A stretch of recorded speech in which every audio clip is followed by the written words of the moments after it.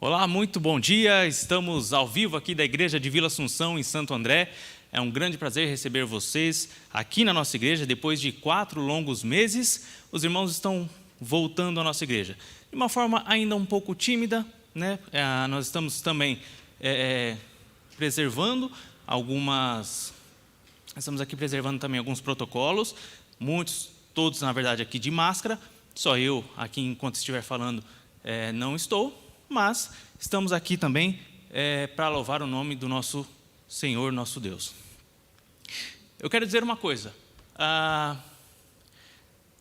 Nesses 4 meses que nós passamos aqui fora, eu escutei uma frase muito interessante, que foi a seguinte. Diz que o inimigo, ele diz que fechou várias igrejas. E Deus, então, interferiu dizendo que não, que Ele abriu uma em cada casa. Que Deus seja louvado por isso. É um prazer ter vocês aqui, tanto no YouTube, quanto no Facebook e ASD de Vila Assunção. Eu quero convidar aqui à frente as nossas colegas, nossas irmãs, para cantar e louvar o nome do nosso Deus.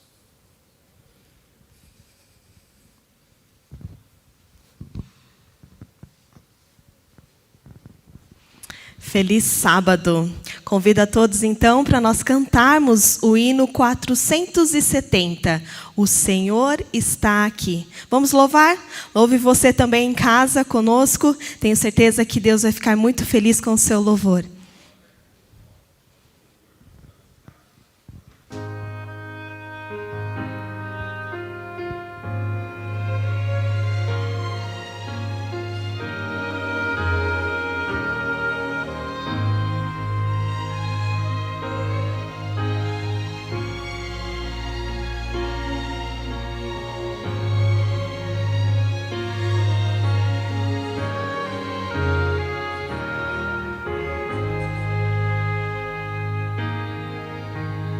O Senhor está aqui. O Senhor está aqui. Vem de adorá-lo, vem de exaltá-lo. O Senhor está aqui. Vamos entoar louvores ao seu nome. Vamos exaltar as suas maravilhas. Toda a terra e céu tem o seu louvor. Vamos adorar o grande Criador. O Senhor está aqui. O Senhor está aqui. Vem de adorá-lo, vem de exaltá-lo. O Senhor está aqui. Nuvens e trovões proclamem sua glória.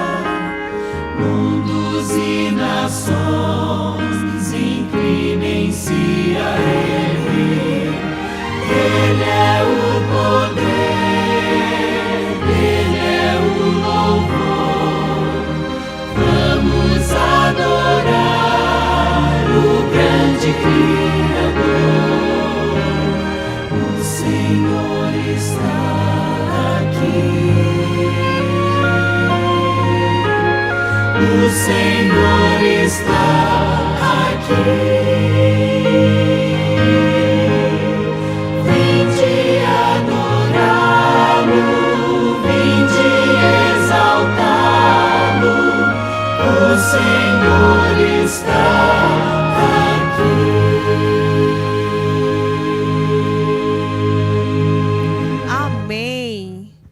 Vamos orar então nesse momento para darmos início à nossa escola sabatina. Vamos orar? Você que está comigo em casa, convido você a se colocar agora em reverência e vamos orar ao nosso Deus.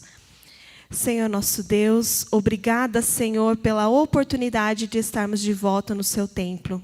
Obrigada, Senhor, porque por mais que passamos longe, o Senhor esteve presente em nossos lares e nós estamos gratos, Senhor. Queremos pedir que o Senhor se faça presente mais uma vez nessa programação e que tudo que for falado aqui seja para a honra e glória de Ti, Senhor. Nos abençoe hoje e sempre, em nome de Jesus. Amém. Amém. Agora nós vamos ter então a nossa lição, que vai ser passada aqui de uma forma um pouco diferente. Quero convidar a Patrícia, o Del, e nós vamos ter então agora a recapitulação da nossa lição da Escola Sabatina. Obrigada, Shelly. Obrigada, Larissa. Bom sábado para você, nosso irmão, nosso amigo, nosso convidado que está nos assistindo de casa. É com grande alegria, né, Del? Estar aqui na igreja. Bom dia, meus presente. irmãos. Bom dia para quem está aqui na igreja. Bom dia para os que estão em casa, que podendo acompanhar aí. É uma forma de nós estarmos juntos, adorando a Deus. E aqui, pregando o Evangelho, falando da palavra de Deus. E, de certa forma, crescendo em graça, aguardando a volta de Jesus, Patrícia. E o que você achou da lição dessa semana, Patrícia? Vamos nos sentar, Patrícia? Vamos lá. Maravilhosa, né? Acho que cada semana que vem a lição é um assunto diferente, sempre se complementando. E eu gosto desses assuntos de conflito cósmico, eu gosto desses assuntos quando revela a luta entre o bem e o mal, porque a gente vê assim que o lado do bem está vencendo, o lado de Deus que está sempre conduzindo a história, né, está sob o controle. Isso me chama muita atenção, é muito maravilhoso. Eu conversava com um amigo essa semana e falando para ele que as coisas estão acontecendo muito rapidamente. E eu creio que o resumo, eu diria assim, o resumo da história desse mundo já está acontecendo. E a lição dessa semana falou do poder da oração intercessória. É uma ferramenta muito necessária na mão de nós, cristãos, dos filhos de Deus, ao interceder por aqueles que precisam, a pegar, a tomar posse dessa ferramenta para que nós possamos lutar nessa guerra que a Patrícia falou, nessa guerra espiritual. Você que está em casa, a gente sempre tem a oportunidade de orar por alguém, mas a lição de sábado vem com um verso muito bonito e poderoso, Patrícia. Você não quer ler o verso para nós? O verso está lá em Tiago 5,16. Confessai, pois, os vossos pecados uns aos outros e orai uns pelos outros para serdes curados. Muito pode, por sua eficácia, a súplica do justo. Quanto conteúdo tem esse verso? Quanto conteúdo, meus irmãos? Você, quando vê aqui Tiago falando de a gente primeiro confessar os nossos pecados, ele fala também de a gente orar um pelos outros, interceder, ajudar. A oração. Nós hoje, cristãos pós-modernos, nós não sabemos o valor da oração. Nós não sabemos que o poder, né? A lição usou a palavra eficácia. Mas primeiro, tem exemplos na Bíblia de como os discípulos, os apóstolos usaram, né, a oração? A gente já vê logo olhando aqui assim, que todos os discípulos, né, me lembra o Pentecostes. Sim. Jesus tinha acabado já de falecer, de ser morto na cruz e ter ressuscitado para o céu. E lá no Pentecostes, os discípulos se fecharam, oraram, jejuaram ali até sentir a descida do Espírito Santo e sentir o poder que veio do alto, para assim eles estarem capacitados para pregar o Evangelho. E eles conseguiram porque se colocaram na predisposição do Espírito Santo através da oração. Patrícia, se você notar, e quem estiver em casa com a lição, pode acompanhar na primeira frase de sábado, diz assim, eles sentiram a necessidade de orar. Eu quero retornar falando de nós como cristãos, no tempo que vivemos. Eu pergunto para cada um de nós, você já sentiu necessidade de orar? Você tem necessidade de orar por alguém? No seu dia a dia, no seu viver, no seu trabalho, nas coisas que você está fazendo. Você já parou para sentir necessidade? Eu acho que tem tantas coisas hoje, Patrícia, que atrapalha a gente parar para sentir essa necessidade de orar por alguém. Muito bem, Del. Eu acredito que é por isso também que Deus permite algumas perplexidades, algumas coisas acontecerem à nossa volta, para talvez despertar no coração uma pessoa que esteja se colocando distante dele, né? Por não sentir essa necessidade de orar, porque está tudo bem, está tudo ótimo na minha vida, a gente tem a tendência de confiar na gente mesmo, ou confiar que está tudo bem, então minha vida está segura. É a hora que os problemas chegam que as pessoas lembram e veem a vulnerabilidade, a fragilidade do ser humano, a nossa incapacidade, e aí vão buscar o poder maior que está em Deus. E quantas vezes a gente não ora chorando, suplicando, pedindo realmente a intervenção de Deus por uma questão nossa ou pelo próximo, ou até por uma situação ao nosso redor? A última parte de Salmo diz assim, ó, quando buscamos a Deus, intercedendo pelos outros, Deus atua em nosso coração, a fim de nos atrair para Ele e nos dar sabedoria divina para alcançá-los para o seu reino. Diz mais, Ele também atua poderosamente na vida dessas pessoas, de maneira que não podemos ver e nem compreender plenamente, a fim de atraí-las a si, atrair para Deus. Eu vejo que quando nós oramos por alguém, que nós intercedemos por alguém, não é só aquela pessoa que recebe a nossa oração, que recebe a nossa intercessão, que é beneficiada. Nós também. Mas, Del, agora responde uma coisa aqui para mim e para quem está aqui nos assistindo. Como é que Deus faz isso? Ele, então, tira a nossa liberdade? Ele, então, manipula a nossa vida? Não. Como é que isso acontece? A parte de domingo já diz a respeito dessa luta. Se você for na parte de domingo, diz que essas batalhas em orações, o que eu acho interessante é que a gente olhar no segundo parágrafo, diz assim, ó, porém o Senhor não coage a consciência de ninguém. Deus criou o ser humano com livre-arbítrio de escolher a buscar Ele ou não. A oração, como eu mencionei no início, é uma ferramenta, é uma arma. É como você falou, é um poder invisível que atrai as pessoas para Deus. Quando você intercede por alguém, quando você fala de Jesus, quando você pede para que Deus atue na vida de uma pessoa que necessita, como aqui mencionamos, é a forma que Deus tem de chegar e entrar no coração daquela pessoa e mudar a vida daquela pessoa. Mas não de maneira o quê? Coagindo ou impondo, não. Diz que aqui fala assim, que a correção é contrária ao reino de Deus. Ela é oposta ao princípio do amor, que é fundamentado no seu governo. Ao contrário da coação, Deus age com amor, porque Deus nos ama e Deus quer o melhor para cada um de nós.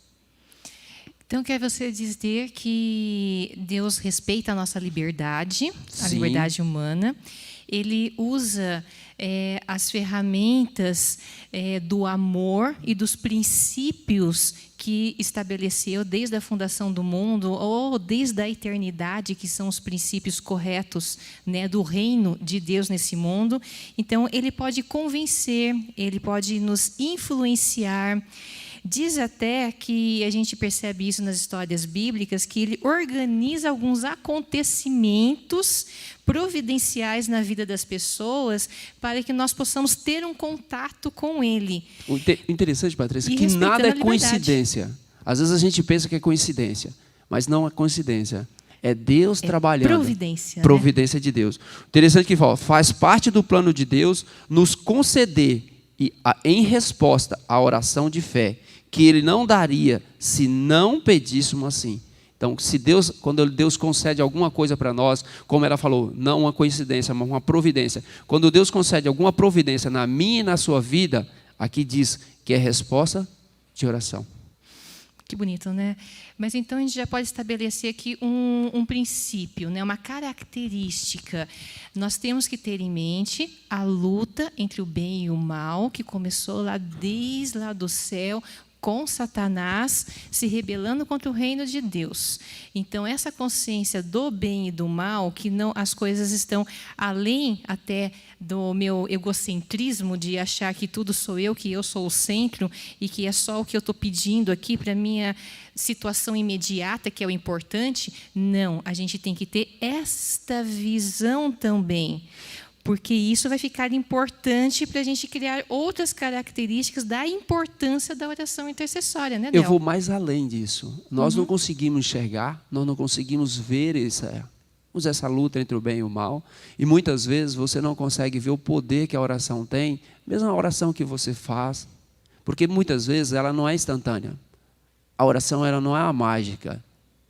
Deus tem um momento certo dele trabalhar, das coisas acontecer. Então nós temos que o seguinte, como pecadores, como pessoas que necessitam desse poder, necessitam desse conteúdo que a oração traz, dessa transformação, nós temos que aguardar, esperar a atuação do Espírito Santo na vida das pessoas. E se, quando você citou, muitas vezes a gente esquece, mas se nós voltarmos para o contexto bíblico, o que Deus deixou registrado na Bíblia, a gente vê muitas histórias de pessoas que intercederam, que ajudaram. Se a gente começar do início, dos profetas, eles eram intercessores entre o povo e Deus. Eles iam até Deus e ali eles, junto a Deus, pegavam todos os princípios, tudo que Deus queria e levava até o povo. E se nós olharmos na parte de segunda-feira, onde fala de Jesus, o poderoso intercessor, se você pegar os evangelhos, a história de Jesus, o contexto mostra que Jesus ele intercedia muito pelo povo. Agora me chama a atenção, quando fala nessa parte que Jesus intercedia pelo povo, Jesus sempre intercedia mais por aqueles o quê? Necessitados, aqueles oprimidos, aqueles que sofriam mais, aqueles que eram ridicularizados pela sociedade, que tinham muito preconceito, era por aqueles que Jesus intercedia. Uma coisa que me chama a atenção, eu me lembro, se você for no capítulo de João, 17 de João, tem a grande oração intercessória de Jesus, intercedendo até mesmo por mim e por você, por aqueles que viriam aceitar o Evangelho. Então, a gente poderia aqui colocar que a oração intercessória, ela serve numa dimensão para me preparar, para Deus trabalhar no meu coração e falar comigo. Também serve numa outra dimensão para preparar a pessoa ou as pessoas nas quais eu estou orando e abrindo o coração e atuar na vida delas. E também serve na dimensão da luta entre o bem e o mal para afastar o inimigo, para afastar os anjos maus e para que os anjos de Deus possam ter maior... não poder, mas que eles possam atuar mais presentemente na vida, porque tem uma justificativa para atuar ali. Existe uma pessoa orando. É uma escolha, uma decisão do ser humano, abre portas e abre o céu para poder derramar as suas bênçãos. Me chama a atenção também, meus irmãos, que Jesus, ao ele ser esse intercessor, uma coisa que ele deixa bem clara aqui na lição e nos evangelhos, é que não existe intercessor sem comunhão, não existe oração sem comunhão. Muitas vezes nós queremos orar por uma pessoa, mas não temos a comunhão. Precisamos buscar a comunhão. O que é essa comunhão? A presença de Deus, o contexto da salvação, o interesse, o amor por aquela pessoa na qual você vai orar. Jesus, toda vez que ele ia orar, ele primeiro entrava em comunhão com o Pai. Ele passava a noite orando, orava, mas sempre em comunhão com os princípios de Deus, sempre em comunhão com aquilo que ele queria levar para aquela pessoa, salvar aquela pessoa. Eu me lembro quando ele chamou Pedro e João para orar lá no monte. Você vê que Pedro e João não conseguiam ficar o quê? Acordados. Eles dormiam. Então, que comunhão era essa que os discípulos estavam tendo? Diferente da de Jesus. O amor, o interesse pelas almas que ele estava orando. Nós precisamos sempre estar em comunhão. Aqui no finalzinho da parte segunda diz assim, ele nos convida a nos juntar a ele nessa obra de oração intercessória e apresentar outras nominalmente diante do seu trono. Nominalmente, nome por nome. Eu vejo hoje a nossa igreja, o contexto da igreja adventista, nós precisamos ter mais essa comunhão, buscar mais essa presença de Deus, para que nós possamos orar por aqueles que precisam. Nós precisamos desse poder. Jesus teve eficácia no trabalho dele, vindo aqui para a terra para a nossa salvação, porque ele se manteve em comunhão ininterrupta com o céu. E ele se manteve isso durante o dia e os momentos em que ele se retirava à parte para ter uma maior proximidade, para ter uma maior, assim, receber e conversar de Deus com o Pai. Então, se Jesus precisava disso, quanto quanto mais nós também precisamos, no momento histórico em que nós estamos vivendo, com tantas coisas acontecendo ao nosso redor. É uma ferramenta necessária na vida de todo cristão. Mas Paulo também tinha esse comportamento e usava a oração e a comunhão com o Pai. Você lembra de algum episódio de Paulo, Del? Paulo me chamou a atenção, um dos maiores pregadores, né, após o Pentecoste, e Paulo usava muito da oração. Eu me lembro que o contexto da lição, irmãos, não fala, mas eu me lembro muito bem de Paulo intercedendo por aquele escravo, e depois virou a carta de Paulo da intercessão pelo escravo, virou até um livro da Bíblia, de Filemão, né? Mas o que fala aqui também na lição de terça-feira é as orações de Paulo pela igreja de Éfeso, intercedendo por eles, falando o que eles tinham. Mas eu vejo no contexto da intercessão de Paulo, Patrícia, o seguinte: era um contexto totalmente diferente do nosso hoje. Por exemplo, a lição coloca aqui, de terça-feira, que ele intercedeu por uma igreja. Mas se Paulo, naquele momento, fosse viver nos tempos nossos, Paulo iria até a igreja. Ele iria até a igreja. Hoje eu vejo o poder da oração intercessória, mas é como nós vimos no final da parte de segunda-feira, nominalmente. Nominalmente. Hoje nós temos muitas outras ferramentas. E aqui diz só que a oração intercessória, ela é bíblica, quando Paulo usou. Como eu citei no início, desde lá dos profetas. Os profetas, eles intercediam por aqueles que precisavam. Então é bíblica. É bíblica ou não é? É bíblica, tanto é que, se a gente for ler a oração que Paulo fez, que ficou registrado ali na Bíblia para os Efésios, nós vamos ver as características nas quais nós estamos falando aqui. Parte aqui da oração, olha só, o Senhor é todo-poderoso, forte, né, que ressuscitou dentre os mortos. Olha como que ele vai colocando a questão do conflito cósmico. Aí parte da oração aqui, ele reconhece e fala por que ele estava orando, o que Deus tinha que fazer na vida dos efésios ali, palavras específicas. E ao mesmo tempo com isso, Paulo ia se colocando às mãos do Espírito Santo e falou assim: olha, é por essa razão que eu estou orando, olha, foco, objetivo no ministério, aonde nós queremos chegar. Também estava preparando ali o apóstolo Paulo. Mas aí você pode estar perguntando assim para a gente: mas a minha oração não é respondida? Eu estou orando por alguma coisa aqui já faz anos e parece um silêncio assim do céu. A resposta Isso de Deus pode não acontecer? vem. Minha resposta de Deus não vem, parece que não passa aqui do teto. Tem uma história bíblica de Daniel, né? Sim. Que ele sentiu isso por um tempo. Acho que foram 3 semanas, né? 21 dias. Talvez você fale assim, não é muito. Mas ele estava jejuando 3 semanas e orando ininterruptamente por causa do pedido dele. E por que precisou tanto tempo, Del? A nossa compreensão ela é muito pequena, irmãos. Nós não sabemos do contexto que está inserido todo o conflito que está acontecendo. Nós não conseguimos ver isso. A Patrícia falou do exemplo de Daniel, né? Que Daniel, porque o profeta Jeremias, ele tinha profetizado 70 anos e já estava se cumprindo e o povo não estava sendo liberto das cortes dos medos persas. E aí Daniel, ele não conseguia entender isso e ele buscava Deus em oração, em jejum. Lembra que eu falei anteriormente que a oração intercessória ela precisa ser acompanhada com comunhão? Se você não estiver em comunhão com Deus, como que você vai compreender algumas coisas? A Patrícia também soltou que a nossa oração intercessória ela tem que estar acompanhada com princípios e valores divinos, para que a gente possa entender esse contexto que está inserido, na qual você está orando, na qual você está pedindo. E aqui cito o exemplo de Daniel, que Daniel queria entender as profecias, ele não estava compreendendo.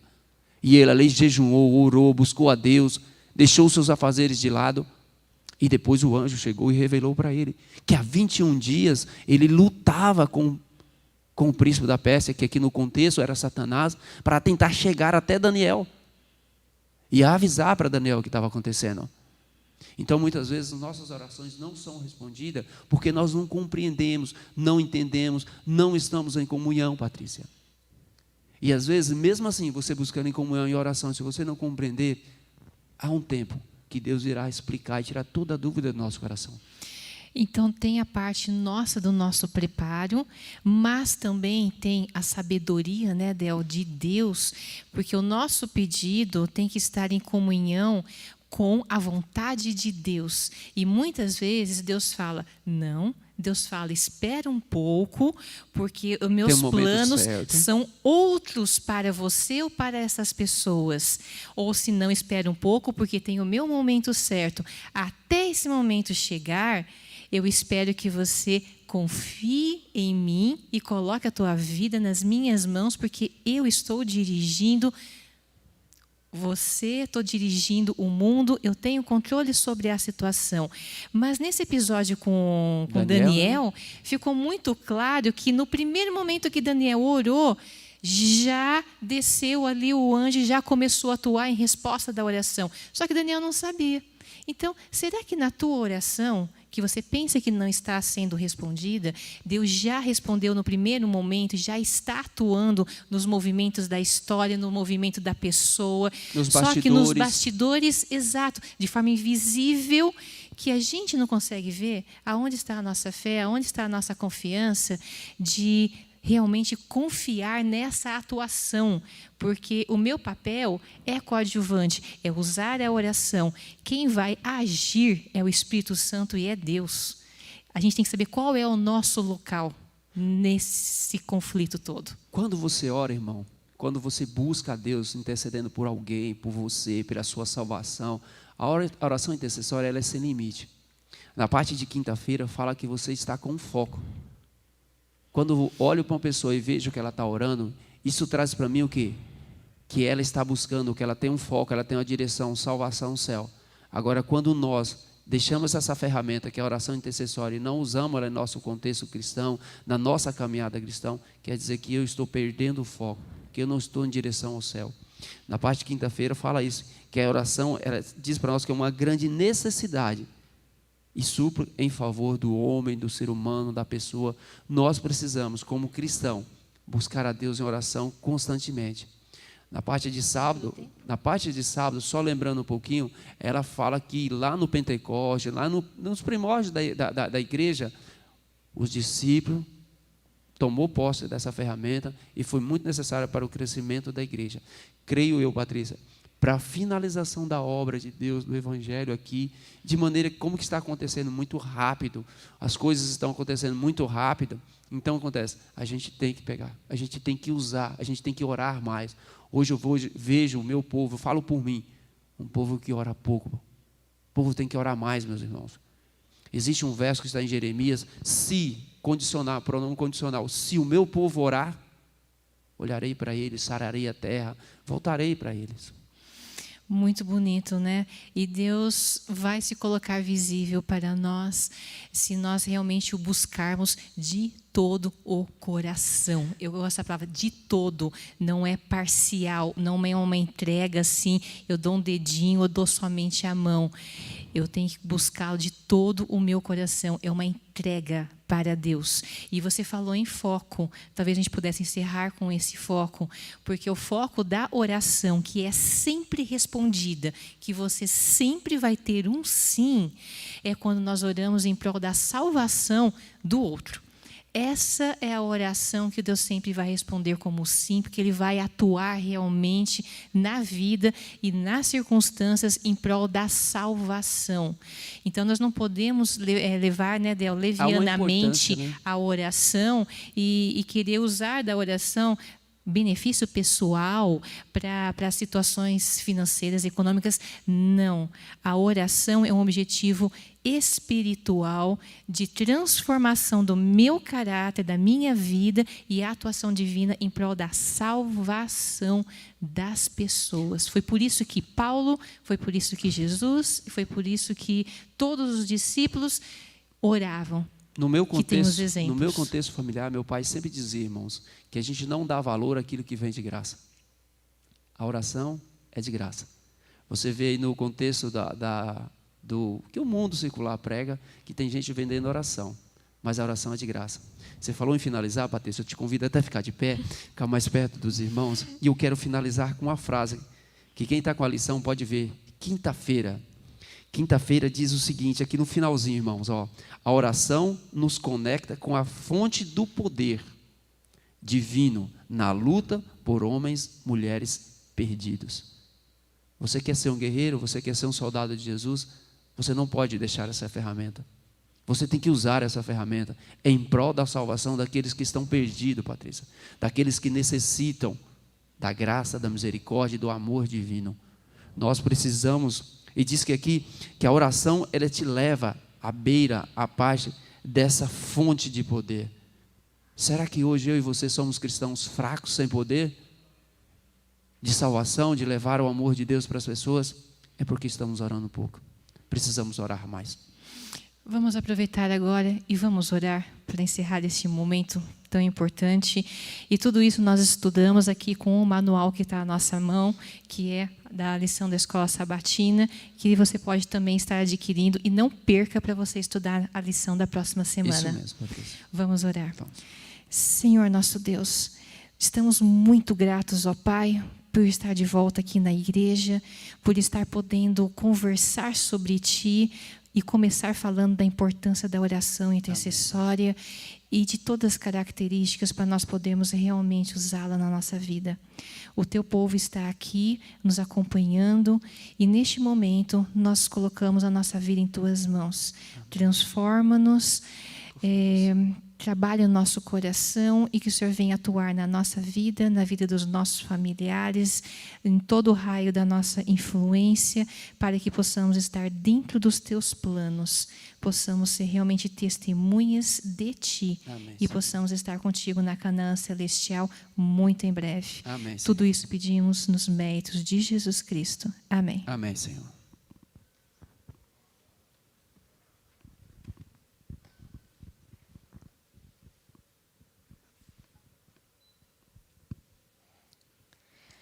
Obrigada, Patrícia, Adel, que linda mensagem, que linda escola sabatina. E a nossa classe continua agora com o culto. E eu quero convidá-los a cantarmos. Esse é um momento de louvor. Nós vamos cantar um louvor muito conhecido. Ele fala, vim para adorar-te. Eu quero convidar os irmãos que estão aqui para nós cantarmos em pé. E os irmãos que estão em casa, cantem também conosco.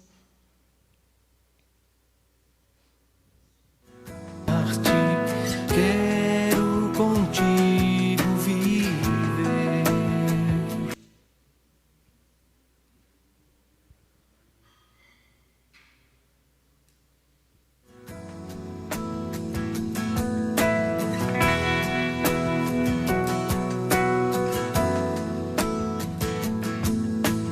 Luz do mundo, vieste à terra para que eu pudesse te ver.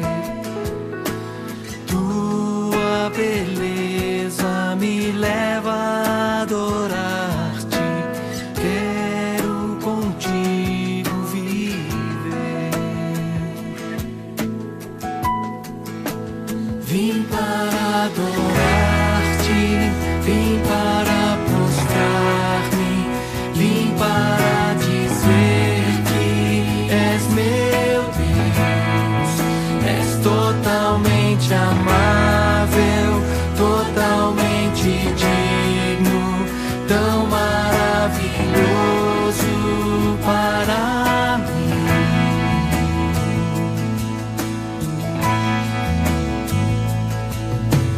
Eterno Rei, exaltado nas alturas, glorioso nos céus, humilde vieste à terra.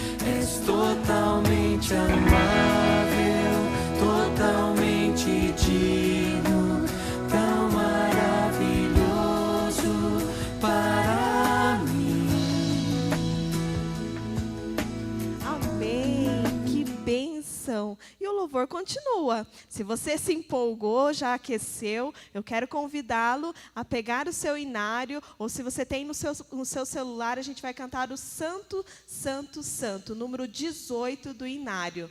É um hino lindo, solene, e nós vamos cantar.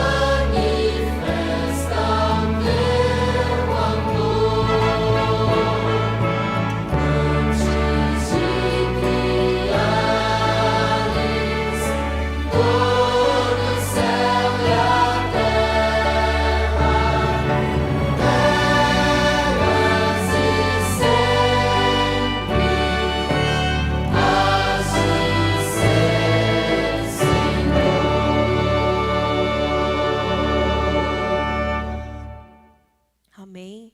E agora nós vamos cantar mais um, e aí já entraremos então no nosso culto.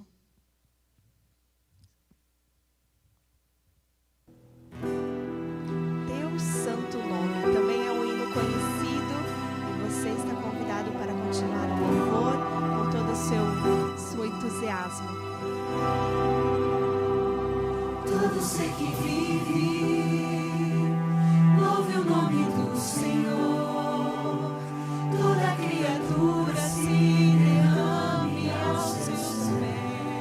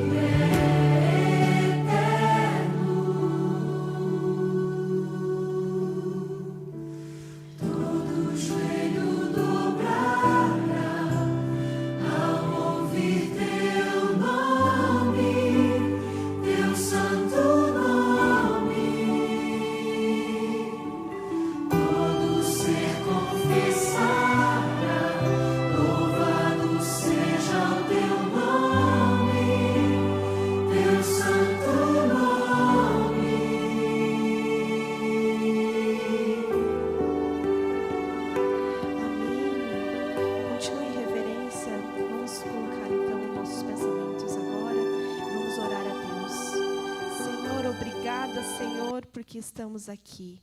Obrigada, Senhor, por esse louvor, que o Senhor aceite esse louvor do fundo do nosso coração. Venha estar presente agora no nosso culto divino e que tudo que for falado aqui seja para a honra e glória de Ti, Senhor. Usa o pastor Sérgio, que ele possa falar não as palavras dele, mas as palavras que vêm dos céus. Em nome de Jesus, amém.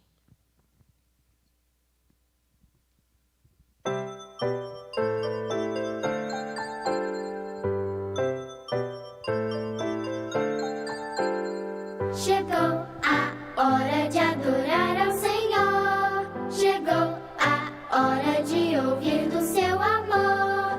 Lindas histórias que vêm me ensinar a sempre em Deus confiar. Chegou a hora de adorar ao Senhor. Chegou a hora de ouvir do seu amor. Vem, amiguinho, comigo sentar e vamos quietinhos ficar, prestando atenção em adoração.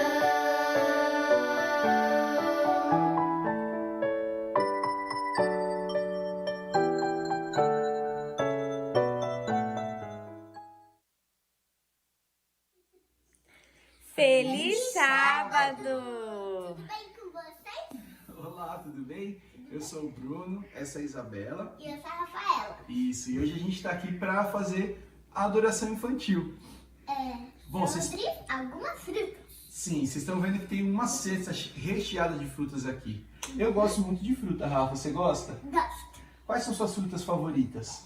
Eu gosto de pera, mexerica e maçã. São muito boas. Bom, eu gosto de quase todas as frutas que estão aqui. Essas são minhas preferidas. Como não tem as outras, eu também gosto de maçã. Entendi. Bom, fruta é muito bom para a saúde. Fruta é rico em vitamina, mineral, tem água, coisas que fazem muito bem para a nossa nutrição. Mas a Bíblia também fala sobre alguns frutos que são muito especiais. Existe um versículo em Gálatas 5:23 que fala sobre os frutos do Espírito. Lá diz o seguinte: mas os frutos do Espírito são o amor, o gozo, a paz, a longanimidade, a benignidade, a bondade, a fidelidade, a mansidão, o domínio próprio, e contra essas coisas não há lei. Bom, mas o que são esses frutos? Porque aqui não tem nome de fruta nenhum, né? O que são esses frutos aqui? Você sabe me dizer? Não sei. Esses são os frutos que, quando a gente está pertinho de Deus, quando a gente tem o Espírito Santo, a gente começa a dar esses frutos na nossa vida, como se nós fôssemos árvores, e a gente começa a dar esses frutos para que tanto a gente como as pessoas que nos odeiam possam provar desses frutos. Então, quando a gente está pertinho de Deus, a gente é bondoso, a gente tem domínio próprio, a gente é manso, a gente tem paz. Então, para que a gente possa, assim como um dia essa fruta esteve presa a uma árvore e a árvore pôde nutrir ela para que ela se tornasse essa fruta tão bonita e a gente pudesse comer, a gente precisa estar pertinho de Deus. Entendeu? Porque a gente vai poder dar esses frutos também. Bom, que Deus abençoe você, que você tenha um feliz sábado e que você possa estar pertinho de Deus todos os dias para dar esses frutos. Agora nós vamos orar, agradecendo a Deus pelo Espírito Santo e pedindo pelos frutos do Espírito Santo. Tá bom? Vamos juntar as mãozinhas, vamos juntar a Belinha e vamos orar. Aqui, ó, pode ficar Ore com a comigo. gente também. Ore com a gente, você aí também. Vamos lá? Você que está em casa, depois vai pegar uma fruta para comer. Vamos orar. Querido Deus, nós te agradecemos, Senhor, por esse sábado, pelos dons da vida e da saúde. Te agradecemos por cada criança que está assistindo esse vídeo. Te agradecemos pelas frutas que o Senhor nos dá para comer e pelos frutos do Espírito, Pai. Que nós possamos a cada dia estar em Ti, enraizados como uma árvore que dá bons frutos. Abençoe a cada criança, a cada família e perdoe os nossos pecados. Em nome de Jesus, amém. Amém. Tchau, tchau. Tchau, tchau.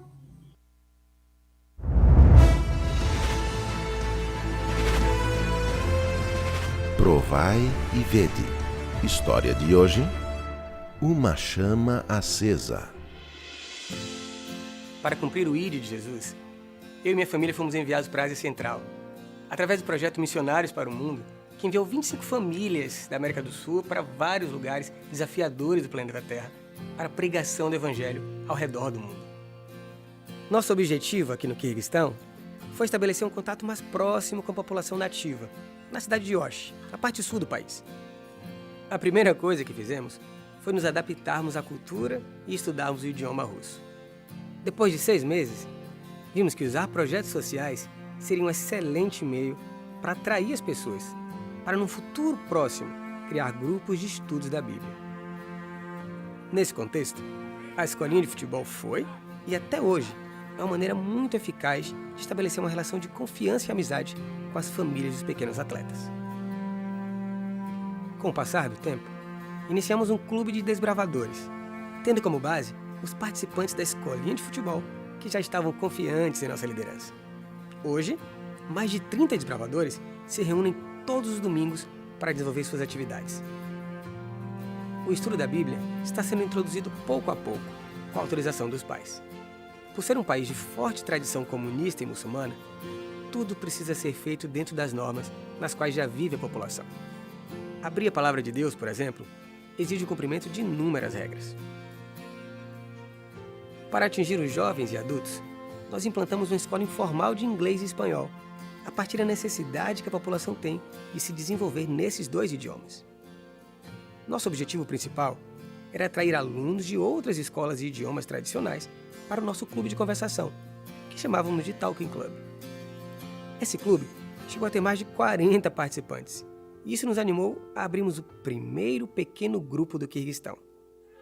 Hoje, depois de 2 anos de funcionamento, esse pequeno grupo se mantém unido, louvando a Deus e adorando o Criador, sem restrições. A palavra de Deus é aberta e os ensinamentos de Jesus são apresentados de forma descontraída, valorizando a alegria do povo do Quirguistão.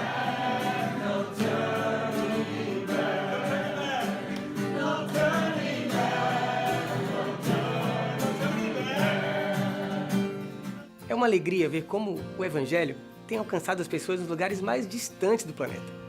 Esse avanço da mensagem adventista, porém, só é possível porque você, querido irmão, tem contribuído através dos seus recursos financeiros para que a obra missionária seja pregada ao redor do mundo. As ofertas dos membros da Divisão Sul-Americana permitem que o projeto Missionários para o Mundo se estenda por mais 5 anos.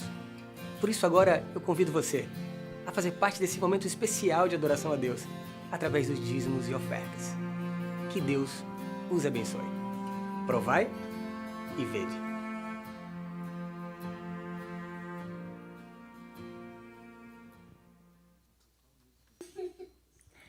Feliz sábado!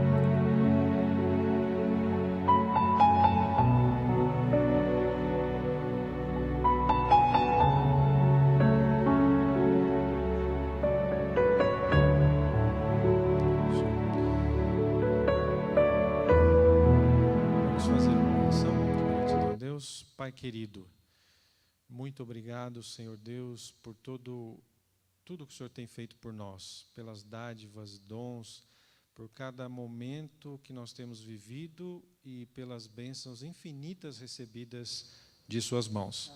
Aqui nós, como adoradores, estamos trazendo agora dízimos e ofertas à Casa do Tesouro e pedimos, ó Pai, que o Senhor possa usar esses meios para evangelizar, para levar a palavra de Deus àqueles que estão precisando.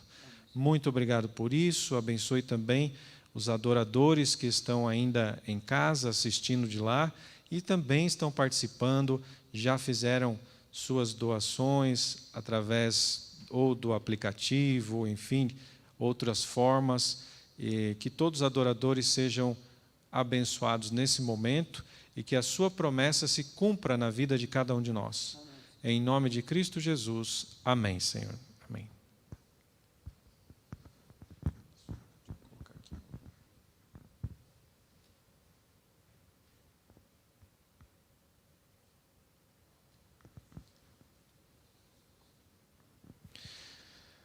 A nossa saudação especial para todos que estão aqui na igreja. Feliz sábado para vocês. Que bom. Hoje nós estamos recomeçando nossas atividades depois de 4 longos meses aí, né? Parecia que nunca ia acabar isso.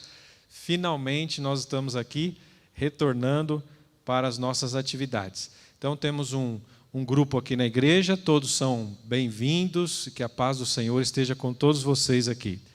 E também temos lá, claro, um grupo que está nos assistindo, que por algumas razões ainda não pode estar aqui, mas todos vocês são também bem-vindos aqui à nossa igreja através dessa transmissão, e todos nós vamos poder juntos ouvir a mensagem de Deus para nós nesse sábado. Eu queria só agradecer aqui rapidamente todas as nossas equipes da nossa igreja aqui de Vila Assunção, porque trabalharam bastante nas últimas semanas, e a equipe aí do som, imagem, né? O pessoal aí tiveram muito trabalho para deixar tudo prontinho para nós começarmos essas transmissões. Também os diáconos, né, proporcionando e colaborando, correndo atrás aí de tudo que precisa, os protocolos de saúde que nós estamos seguindo aqui. Tudo, enfim, está sendo feito para a glória de Deus. A equipe da música, Ministério da Criança, né, Escola Sabatina, são várias equipes que se prontificaram nas últimas semanas a preparar o nosso retorno para estarmos aqui. Então, Deus seja louvado por todos esses dons, por todas as pessoas que estão aí colaborando, ajudando, e eu tenho certeza que daqui para frente nós vamos nos acostumando aí a esse retorno também, né? Que Deus seja louvado por isso. Então, muito obrigado. Em primeiro lugar, a nossa gratidão. E uma última palavrinha ainda antes de nós abrirmos aqui a Bíblia. Vocês já podem ir abrindo aí o livro de Isaías. Hoje nós vamos meditar aqui no profeta Isaías. Meu último recadinho aqui para a nossa igreja toda é o seguinte: hoje, a partir de hoje, nós também estamos utilizando o canal do YouTube da nossa igreja. Então agora temos a página do Facebook e a página do YouTube. E as duas estão transmitindo simultaneamente agora. A partir de agora vai ser assim. Então eu queria pedir para vocês que divulguem, compartilhem. Tem muita gente aí que não tinha página de Facebook e não sabia como assistir. Agora tem aí o YouTube, que é ao vivo, é só você entrar lá na página da igreja, IASD Vila Assunção, e você vai poder assistir.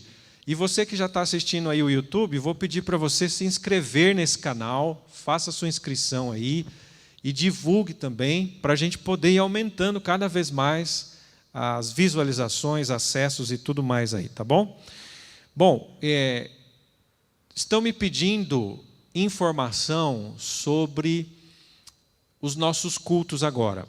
Então, vamos decidir aqui o seguinte, conversando com alguns líderes aí, nós pensamos em deixar esse primeiro mês, esse mês de agosto, né, que já sábado que vem já é agosto, esse primeiro mês agora, nós vamos transmitir os cultos de sábado, ok? Vamos ter aqui cultos presenciais de sábado e vamos transmitir cultos de sábado.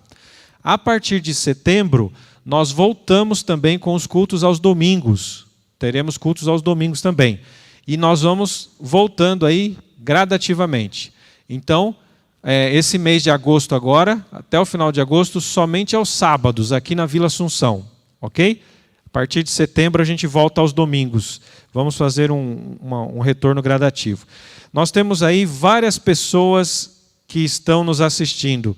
quase 30 pessoas aí estão no YouTube já. Olha, nós divulgamos isso hoje de manhã. Então já tem bastante gente aí. E você que é da igreja aqui, ou então da igreja do Las Vegas, nós temos o grupo do Las Vegas que também está conectado aqui conosco. Então você divulgue para outras pessoas. Olha, agora nós temos a página do YouTube aí que está funcionando. Tá bom? E vamos fazer aumentar esses acessos todos aí. Visualizações também. Então vamos lá, vamos ouvir aqui, vamos aprender e vamos meditar na palavra de Deus. Eu já anunciei, né, o texto aqui de Isaías, você abre aí Isaías capítulo 1. Isaías é conhecido como o quinto evangelho.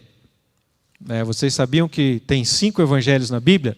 Normalmente, quando eu falo sobre esse assunto, eu até pergunto antes para as pessoas, né? Eu peço para as pessoas, olha, abram a Bíblia no quinto evangelho. E as pessoas ficam me olhando, falam, como assim quinto evangelho? Só tem 4?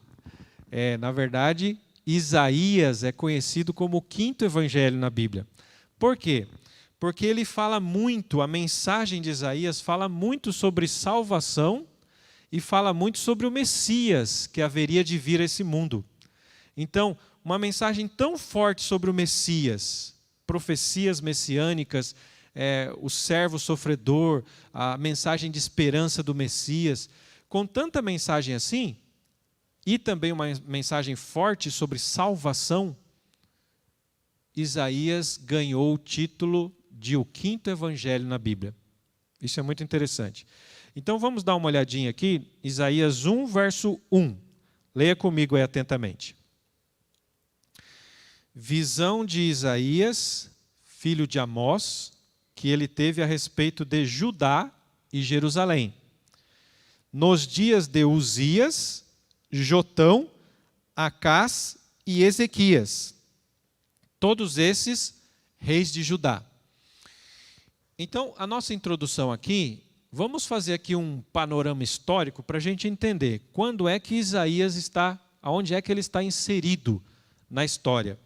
Aqui diz que todos esses reis de Judá foram contemporâneos de Isaías. Vamos falar um pouquinho aqui sobre alguns deles. Por exemplo, o rei Uzias, que é um dos primeiros mencionados aqui. O rei Uzias, para aqueles que conhecem bem a Bíblia aí, foi um rei que teve um reinado muito longo lá no reino de Judá. E ele foi caracterizado, né, esse reinado, por uma prosperidade maior do que qualquer outro rei que tinha sido desde a morte de Salomão. Na época de Salomão foi uma época imbatível em termos de prosperidade. Mas depois de Salomão, o reinado que teve mais prosperidade em Judá foi o reinado de Uzias. Os seus exércitos reconquistaram territórios que tinham sido perdidos antigamente para outras nações. Cidades foram reconstruídas e fortificadas ali no reino de Judá. Uma posição da nação entre os povos vizinhos foi grandemente fortalecida. Eles se tornaram muito mais influentes entre os vizinhos. E o comércio ali na região de Judá aumentou muito. Ou seja, economicamente começou a girar muito dinheiro ali em Judá.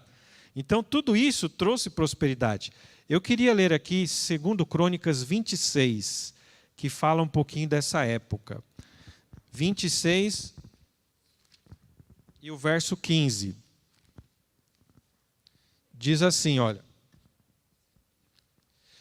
Fabricou em Jerusalém, falando da época de Uzias, máquinas de invenção de homens peritos, destinadas para as torres e cantos das muralhas, para atirarem flechas e grandes pedras. Divulgou-se a sua fama até muito longe, porque foi maravilhosamente ajudado, até que se tornou forte. Então, olha aí que um versinho da Bíblia apenas resume todo o reinado de Uzias. Prosperidade, riqueza, fortaleza, esse foi o reinado de Uzias. Bem, só que essa prosperidade material não foi acompanhada por uma prosperidade espiritual, infelizmente. O que aconteceu? O orgulho e o formalismo gradualmente tomaram o lugar da humildade e sinceridade. às vezes acontece, né? Quando as pessoas têm muita abundância, começam a ter muita abundância de recursos materiais, prosperidade, crescimento, às vezes as pessoas se esquecem de Deus e deixam a vida espiritual como último plano. Então, foi isso que aconteceu naquela época. E agora eu queria que você lesse comigo Isaías capítulo 1. Abra sua Bíblia aí, Isaías capítulo 1, dos versos 11 a 14. 11 a 14. Vamos ver aqui um pouquinho a confirmação disso que nós estamos falando. Veja aqui no verso 11. De que me servem a mim a multidão de vossos sacrifícios, diz o Senhor? Eu estou farto dos holocaustos de carneiros e da gordura de animais cevados, e não me agrado do sangue de novilhos, e nem de cordeiros, e nem de bodes. Quando vindes para comparecer perante mim, quem vos requereu o só pisardes os meus átrios? Não continueis a trazer ofertas vãs. O incenso é para mim abominação, e também as festas da lua nova, os sábados e a convocação das congregações. Não posso suportar iniquidade associada ao ajuntamento solene. As vossas festas da lua nova e as vossas solenidades, e a minha alma as aborrece, e já me são pesadas. Eu estou cansado de as sofrer. Percebem vocês aqui como que a mensagem de Isaías começa? Deus já começa logo no início aqui, através do profeta, trazendo uma mensagem orientando eles, na verdade, advertindo eles desse formalismo que eles tinham. Eles estavam crescendo já muito assim, em riqueza, em condições materiais, porém, na parte espiritual, eles estavam assim acostumados com aquele formalismo. Eles iam lá, entregavam a sua oferta, né, faziam ali o sacrifício dos animais, eles cumpriam os rituais que precisavam ser cumpridos, porém, tudo isso não passava de formalismo, era feito apenas como fachada. A essência do coração deles estava ligado simplesmente com as coisas desse mundo. E Deus advertiu eles, logo no início aqui, sobre isso. Cuidado com o formalismo. Cuidado com isso, que é um problema. Esse formalismo chegou a tal ponto, e o orgulho espiritual deles, que lá em 2 Crônicas 26, verso 16, nós vamos ler aqui, 2 Crônicas 26, e o verso 16 diz assim: Mas havendo-se já fortificado, exaltou-se o seu coração para a sua própria ruína, e cometeu transgressões contra o Senhor seu Deus, porque entrou no templo do Senhor para queimar incenso no altar do incenso. Aqui, se vocês prestarem atenção, está falando justamente do rei Uzias. O rei, ele chegou ao ponto de entrar no templo, no santuário dos judeus, e quem tinha essa prerrogativa de atuar dentro do santuário era só o sacerdote, né, a classe sacerdotal, mas ele, como rei, resolveu entrar lá, e lá no santuário ele ofereceu sacrifícios, diz a Bíblia. Ou seja, ele tomou para si a função de sacerdote, que era só a classe sacerdotal, os levitas, que podiam fazer. E por que ele fez isso? Ele fez isso por causa do pecado de presunção. Ele queimou incenso no santuário, coisa que era propícia e era própria apenas dos sacerdotes. E por causa disso, o rei Uzias foi ferido de lepra até o dia de sua morte. Então isso, diante de Deus, foi um pecado muito grave, Uzias ter agido dessa forma. Mas além do rei Uzias, também tem o rei Jotão, que viveu nos dias de Isaías. O rei Jotão, nós temos poucas coisas aqui para falar sobre ele. Ele assumiu o trono antes da morte do seu pai, Uzias. Tá? Então, Uzias tinha pegado lepra, por causa do pecado que ele cometeu, e uns 10 anos antes de ele morrer, Jotão já tinha assumido o poder também, o trono ali com seu pai. Isaías foi chamado para ser profeta justamente nessa época. E ele era jovem. Ele era jovem e Isaías deveria profetizar numa época em que havia muitos perigos. Muitos perigos. Que tipo de perigos? Eu vou citar alguns aqui para nós contextualizarmos. E aí depois nós vamos começar a tirar lições para a nossa vida hoje.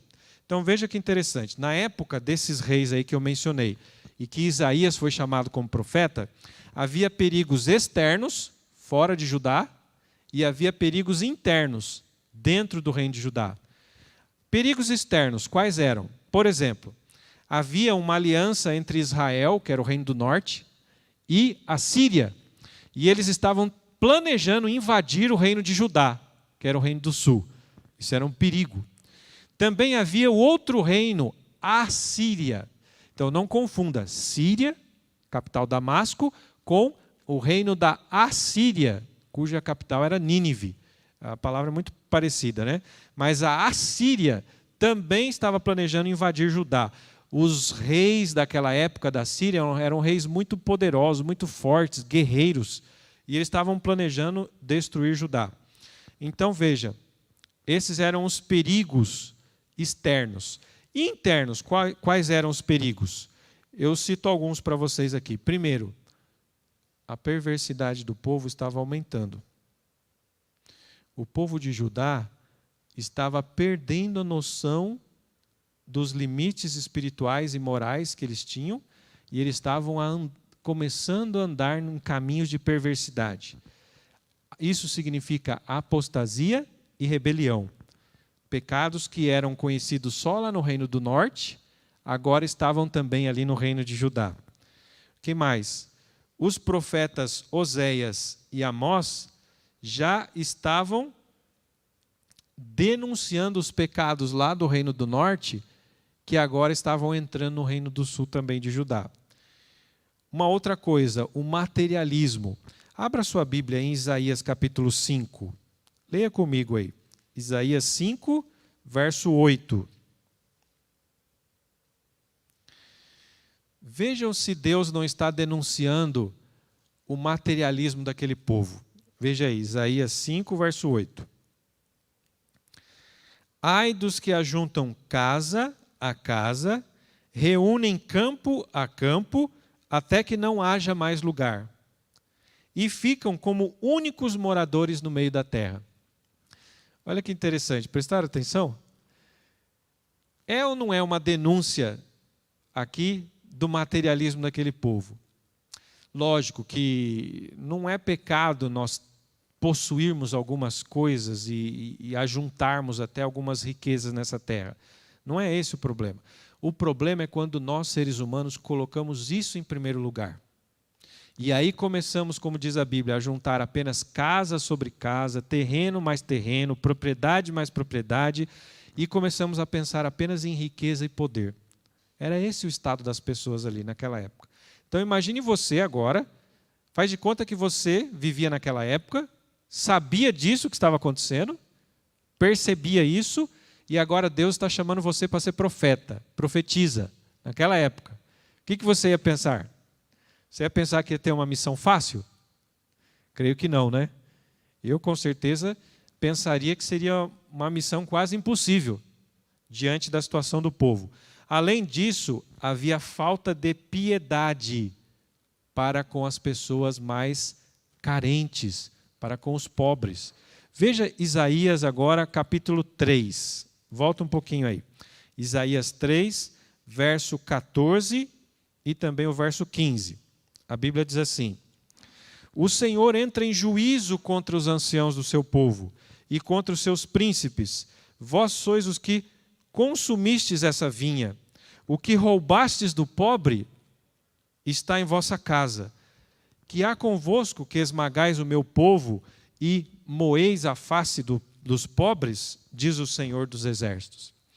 Então, olha aqui, mais uma característica daquela época, daquela sociedade na época de Isaías. O povo de Judá estava assim tão materialista que eles faziam de tudo para juntar riqueza, até mesmo em detrimento dos mais pobres. E eles não ligavam, não tinham nenhum tipo de consciência de solidariedade, de ajuda aos mais carentes. Eles não tinham isso. E Deus, então, teve que repreendê-los através de Isaías. Uma outra característica, além da opressão, orgulho. Isaías 2, versos 11 e 12. Acompanhe aí, abra comigo. Isaías 2, 11 e 12. Os olhos altivos dos homens serão abatidos, e a sua altivez será humilhada. Só o Senhor será exaltado naquele dia. Porque o dia do Senhor dos Exércitos será contra todo soberbo e altivo, e contra todo aquele que se exalta, para que seja abatido. Então vejam, percebe a linguagem do profeta Isaías aqui?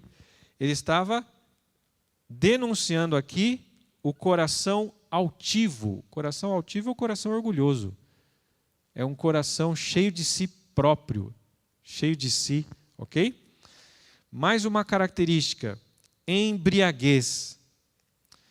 Mas será, pastor? Não é possível. Será que aquele povo, até isso eles faziam? Vamos ver aí, Isaías 5. Isaías 5, versos 11 e 12. O que é que diz aí? Ai dos que se levantam pela manhã e seguem a bebedice, e continuam até alta noite, até que o vinho os esquenta. Liras, harpas, tamborins, flautas e vinho há nos seus banquetes. Porém não consideram os feitos do Senhor e nem olham para as obras das suas mãos. E ainda no verso 22, veja o verso 22, capítulo 5. Ai dos que são heróis para beber vinho e valentes para misturar bebida forte. Então, naquela sociedade, queridos, a sociedade estava tão assim, perdendo a sua identidade religiosa, que eles já estavam bebendo, já não tinha mais escrúpulos, e alguns amanheciam o dia e já começavam a beber vinho. E a Bíblia diz que eles bebiam vinho até a noite. Embriaguez. E por último, uma outra característica ali, um perigo que estava acontecendo entre o povo, era a idolatria aberta. Isaías 2, verso 8, diz assim: também está cheia a sua terra de ídolos. Adoram a obra das suas mãos, aquilo que os seus próprios dedos fizeram. Agora pense comigo aqui. Olhe um pouquinho aqui para mim. Não deveria ser fácil viver naquela sociedade, não é mesmo? Olha o que eu citei aqui.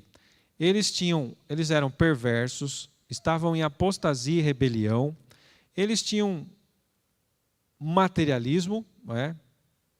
Falta de piedade com os mais pobres, tinham um coração orgulhoso, viviam embriagados e ainda praticavam até idolatria. Olha quanta coisa aquele povo já estava vivendo. E nesse contexto havia poucos fiéis, poucas pessoas que eram realmente fiéis. Daí que muitos estavam perdendo o ânimo e a esperança. Estavam pensando que a rebeldia levaria à mesma sorte das cidades de Sodoma e Gomorra. E diante desse contexto, no meio desse contexto, foi que Isaías foi chamado. Eu estou pintando esse quadro aqui para vocês entenderem o momento em que Isaías foi chamado para ser profeta. E vocês acham que ele queria ser profeta nesse meio? Nesse ambiente? Não, ele não queria. Ele tentou até rejeitar o chamado. Mas um belo dia, ele estava no pórtico do templo, ali, bem na entrada do templo, naquela escadaria toda, e ali ele teve uma visão. E a visão está no capítulo 6. Abra comigo aí. Essa visão é muito conhecida. Nós vamos ler mais um verso aqui. Isaías 6 diz assim, verso 1. No ano da morte do rei Uzias, eu vi o Senhor assentado sobre um alto e sublime trono, e as abas de suas vestes enchiam o templo. Serafins estavam por cima dele, e cada um tinha 6 asas. Verso 3. E clamavam uns para os outros, dizendo: Santo, Santo, Santo é o Senhor dos exércitos, e toda a terra está cheia da sua glória. O verso 5. Então disse eu: ai de mim, Eu estou perdido, porque eu sou homem de lábios impuros e habito no meio de um povo de impuros lábios, e os meus olhos viram o Rei, o Senhor dos Exércitos. Aqui o verso 5, queridos, é o clímax dessa visão aqui, mostrando a incapacidade do profeta. O profeta conhecia todo aquele povo. Ele sabia que tinha pouca gente que era fiel naquela época lá em Judá. A maioria vivia de qualquer jeito, como nós acabamos de mostrar aqui para vocês. E diante desse quadro, ele não queria, ele sabia que Deus estava chamando ele, mas ele estava assim resistindo ao chamado de Deus. Até que chegou esse momento que ele teve uma visão do trono de Deus, das glórias que existe ali no santuário celestial. E ele viu os anjos serafins, e ele viu como que os anjos se portam diante da santidade de Deus. E aí vem a exclamação, que é até o hino que nós cantamos hoje, né? Santo, santo, santo. A santidade de Deus tomou conta, impressionou tanto o profeta Isaías, que ele se sentiu mais miserável ainda. Ele falou, quem sou eu? Eu sou um homem de lábios impuros. Eu não consigo viver diante dessa santidade, desse Deus maravilhoso. E aí no verso 6, como vocês sabem, um dos serafins, um dos anjos, diz a visão aqui, o profeta, descrevendo a visão, tocou os seus lábios com uma brasa viva, tirada do altar de Deus. E aí naquele momento, o anjo disse, olha, a tua iniquidade foi tirada, o teu pecado está perdoado. Você agora é uma nova criatura, você agora está cheio da justiça de Deus. E aí diante disso, o profeta exclama então, né? Aliás, o próprio Senhor disse, né? A quem enviarei? Quem há de ir por nós? E aí o profeta respondeu, eis-me aqui, envia-me a mim. Esse é um texto bem conhecido nosso, né? Muito bem. Eis-me aqui, envia-me a mim. Os males que estiveram a se multiplicar por muitas gerações ali passadas, eles não seriam removidos nos dias de Isaías. Eu particularmente, acho muito interessante o que aconteceu do verso 9 em diante. Normalmente, quando a gente conta essa história, a gente fala sobre Isaías, a gente para aqui no verso 7, no verso 8. Eis-me aqui, envia-me a mim. A prontidão agora de Isaías, depois que ele sentiu que a santidade de Deus poderia transformá-lo, poderia dar poder para ele. Aí ele se sentiu animado para enfrentar o mal que havia na sua época. A santidade de Deus transforma, motiva, dá poder. Mas se você ler atentamente os versos seguintes, você vai ver que Deus falou assim para ele. Vou resumir aqui. Olha, Isaías, é o seguinte, as pessoas têm ouvidos, mas não ouvem, elas têm olhos, mas não veem, elas têm coração, mas elas não sentem, elas não querem saber de Deus. E olha, tudo que você falar, você deve falar, mas no final não vai adiantar nada. Mais ou menos é isso que Deus falou para ele. Vocês já pensaram, você ser chamada como uma profetisa ou como um profeta e Deus falar assim, olha, você vai falar, você vai pregar e eles não vão ouvir. Mas continua pregando. Porque a transformação não virá nos seus dias. Olha, isso é uma missão assim bem pesada, né? Uma missão impossível. Mas foi essa missão que Deus deixou para Isaías. E Isaías, depois que ele teve essa visão da santidade de Deus, ele se sentiu fortalecido, revigorado, transformado. E aí ele foi cumprir a missão. E, gente, quando a gente lê o profeta Isaías, Isaías foi um profeta que teve um ministério bem longo. Muitos e muitos anos ele foi usado por Deus. E a transformação do povo não aconteceu nos dias dele. E aqui eu gostaria agora de tirar as lições para a nossa vida aqui. Você que está nos assistindo em casa, você também que está aqui na igreja, vamos pensar um pouquinho agora. Será que a nossa época está tão diferente da época de Isaías? Pensa um pouquinho. Quantos desafios externos nós temos, perigos e desafios? Quantos perigos e desafios internos dentro do próprio cristianismo ou dentro da própria igreja adventista nós enfrentamos hoje? Apenas para dizer alguns aqui. Perigos externos. Fragmentação religiosa hoje, né, esse pluralismo religioso que existe. Mais de 800 igrejas cristãs, só dentro do cristianismo. Mais de 800 igrejas diferentes. A incredulidade no mundo sendo semeada, né, por ideologias como marxismo, darwinismo, ideologias que descartam totalmente Deus e descartam a palavra de Deus, rejeitam a Bíblia, rejeitam a Deus. A corrupção que está aí campeando em todos os lugares, e aqui no Brasil, então, é um dos campeões do mundo, né, de corrupção. As convulsões socioeconômicas que estão acontecendo no mundo aí fora. Hoje em dia está acontecendo revolução em quase todos os países do mundo.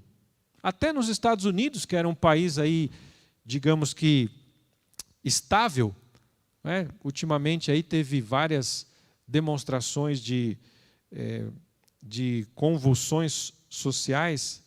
E agora, gente, essa tal de pandemia, hein? Não preciso nem falar mais sobre isso. Quantos perigos aí fora. E perigos internos, dentro do cristianismo, ou até dentro da própria igreja adventista. O materialismo hoje também está conquistando alguns corações dentro do seio cristão, né? Dentro da nossa igreja. Tem pessoas que estão vivendo só para as coisas materiais. Assim como na época de Isaías. Embriaguez. Naquela época, o povo se embriagava com vinho. Hoje, muitos de nós nos embriagamos com outras coisas. Claro que bebida alcoólica também existe hoje e alguns acabam usando. Mas vamos falar dentro da igreja. Dentro da igreja, muita gente se embriaga com coisas eletrônicas. Eu acho que hoje o que mais embriaga todo mundo são as coisas eletrônicas, não é? As pessoas de manhã à noite apenas com coisas eletrônicas. Isso não é uma forma de embriaguez também? Idolatria, movimentos dissidentes, muita gente questionando um monte de coisa, conceitos bíblicos que são claros, hoje são questionados. A estrutura institucionalizada da igreja, que às vezes fica focando só em eventos, programas, e não necessariamente na espiritualidade. A incredulidade está entrando dentro da igreja. Quantos desafios, queridos, quantos desafios. E diante de todos esses desafios, Deus tem uma mensagem para você nessa manhã. Para mim e para você. Deus agora quer mostrar a sua santidade para nós. Porque Ele sabe que se nós ficarmos olhando só para nós nos sentimos pequenos, nos sentimos incapazes diante das coisas que estão acontecendo nesse mundo. É tanto problema, é tanta coisa, fora e às vezes até dentro da igreja, e nós nos sentimos assim, Senhor, o que vai acontecer com esse mundo? Essa é a sensação que dá, né? Até quando nós vamos ter que aguentar tudo isso? Quando será que haverá um reavivamento verdadeiro? Mas diante disso, queridos, Deus tem uma mensagem para você nessa manhã. Você que está aqui na igreja e você que está nos assistindo também. A santidade de Deus. Preste atenção, medite na santidade de Deus. Assim como Isaías teve uma visão do trono de Deus e da sua glória, da sua santidade, e isso fez com que ele tomasse fôlego, recobrasse as forças e inclusive fosse transformado. O seu pecado foi perdoado aqui. Uma brasa viva do altar tocou os seus lábios e ele se sentiu purificado, pronto. E agora Deus diz, quem enviarei? Isaías disse assim, eis-me aqui, envia-me a mim. Vamos colocar isso numa linguagem moderna, né? Deus dizendo assim, com quem que eu posso contar aí? E nós podemos responder o quê? Senhor, pode contar comigo, eu estou aqui. Eu quero testemunhar do seu amor, do seu poder e da sua santidade. Queridos, vejam que mensagem maravilhosa Deus tem para nós nessa manhã. Nós só vamos conseguir vencer tudo o que nós precisamos, nós só vamos conseguir causar um impacto na comunidade onde nós estamos, se nós tivermos uma visão clara de Deus, uma visão da sua santidade. E isso a gente só consegue tirando tempo para meditar na palavra de Deus. Tempo para meditar sobre Deus, porque é aqui na revelação que Deus está se revelando a nós. Hoje, nós não vamos sair daqui agora e vamos ser tomados em visão ali na rua. Não vamos ter uma visão. A visão que nós podemos ter hoje está aqui já revelada na palavra de Deus. A nossa parte é tomar tempo para meditar, para assim digerir com calma, pensando, meditando no caráter de Deus e na pessoa de Jesus, conforme revelado nas Escrituras. Se nós fizermos isso, aí sim nós teremos uma visão clara de Deus, do trono de Deus e da santidade de Deus. E aí, queridos, nós vamos poder responder. Nós vamos nos sentir motivados, transformados. A santidade de Deus vai nos transformar. Santidade e justiça caminham juntas diante de Deus. E aí sim nós poderemos enfrentar todos esses perigos que estão à nossa frente. E são muitos. A nossa sociedade está muito parecida com a sociedade da época de Isaías. E eu queria já fazer aqui a conclusão da nossa meditação, lembrando a vocês que aqui em Isaías existe um título dado a Deus, um título que eu gosto muito, se chama Kadosh Israel. Olha aqui, vou ensinar aqui hebraico para vocês, hein? Uma palavrinha, uma expressão em hebraico, Kadosh Israel. Aparece 26 vezes em Isaías. E no resto do Antigo Testamento, aparece, eu acho que só mais 5 vezes. Para você ver a quantidade que tem em Isaías. É um título dado a Deus, ao Senhor, que aparece muito em Isaías. Kadosh Israel. Sabe o que quer dizer Kadosh Israel? O Santo de Israel. Veja como esse tema da santidade permeia todo o livro de Isaías. 26 vezes Isaías se dirige a Deus dizendo Kadosh Israel, Santo de Israel. É esse Santo de Israel que nós estamos anunciando para todos nós essa manhã. É esse Santo de Israel que você precisa receber em sua vida nessa manhã. Você que está aqui na igreja e você que está assistindo também.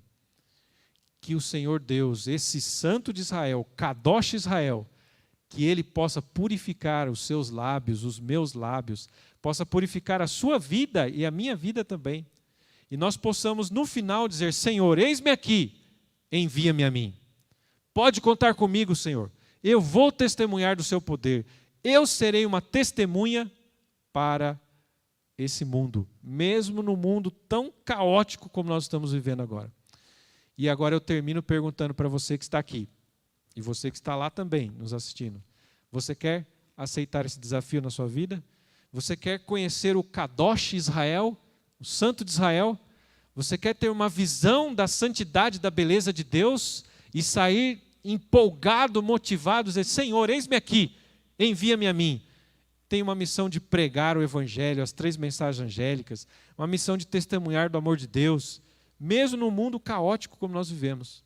Você quer aceitar esse desafio? Quantos aqui nessa manhã querem? Levante a sua mão. Amém? E você está aí nos assistindo, levante também a sua mão aí, em sinal da sua decisão de aceitar esse desafio. Kadosh Israel. É dele que nós precisamos. O Santo de Israel. Que Deus nos abençoe e nos conduza e nos dê um feliz sábado a todos nós e que possamos ter essa visão maravilhosa do trono de Deus e do próprio Senhor de Israel. Amém? Amém. Vamos nos colocar em pé aqui, na igreja, e nós vamos terminar com uma oração.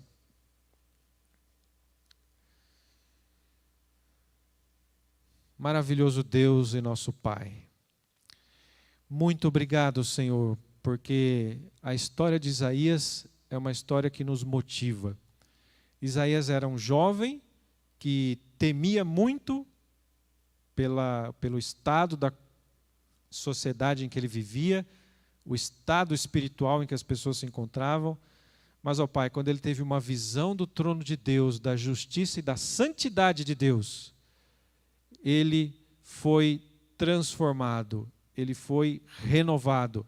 E aí ele aceitou o chamado, eis-me aqui, envia-me a mim. Pai, nós queremos passar por essa experiência também, Pai. Nos ajude, nos mostre a beleza do seu caráter e da sua santidade, para que nós sejamos todos aqui tomados pelo Santo Espírito de Deus e possamos sair animados. Eis-me aqui, envia-me a mim. Seja essa a nossa oração nesse sábado, em nome de Jesus. Amém, Senhor. Amém. Um bom sábado para todos. E você que está nos assistindo aí, não esqueça, compartilhe essa mensagem, se inscreva nos canais e vamos aumentar aí essas visualizações, né, do nosso canal aqui da igreja, tá bom? Feliz sábado para todos.